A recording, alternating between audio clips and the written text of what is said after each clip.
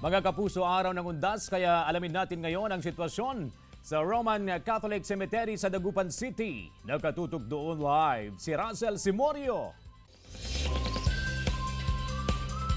Russell, good morning!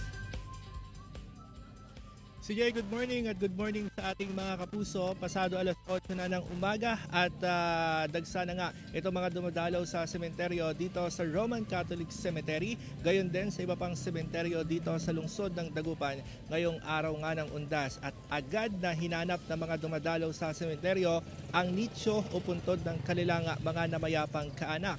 Bukod sa pagtitirik ng kandila, pag-aalay ng pagkain, ay taimtim din silang nagdasal sa nicho ng kanilang mga namayapang kaanak para doon sa mga kaluluwa ng kanilang mga yumao. At kung makikita natin sa mga oras na ito ay talagang dagsa ito mga dumadalaw dito sa sementeryo. May mga police personnel mula sa Dagupan City Police Station na nasa entrada pa lang ng gate at sinisita itong mga pumapasok sa sementeryo, lalo't mahigpit na ipinagbabawal yung mga deadly weapon katulad ng matatalim at matutulis na bagay, mga nakalalasing na inumin, mga gamit pang sugal at syempre ganun din yung mga malalakas na sound system. Ipinagbabawal yan ng mga pulis. Kanina pagpasok natin, ang nadatnan nating sitwasyon dyan sa may Roman Catholic Cemetery ay yung ilang kaanak na nahirapan na hanapin yung nicho ng kanilang mga yumaong kaanak dahil natakpan na ito ng damo at yung iba ay natabunan na rin ng mga basura, pero agad nilang nilocate yan,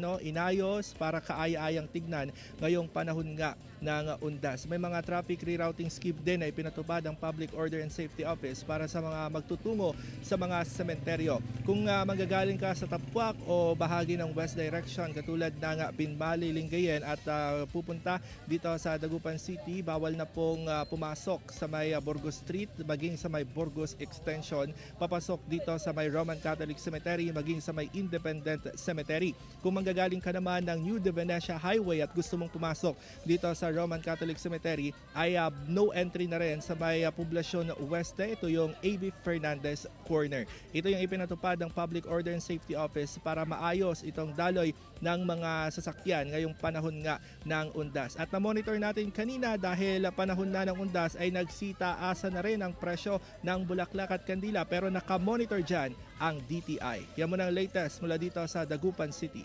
Balik sa CJ. Maraming salamat, Russell Simorio.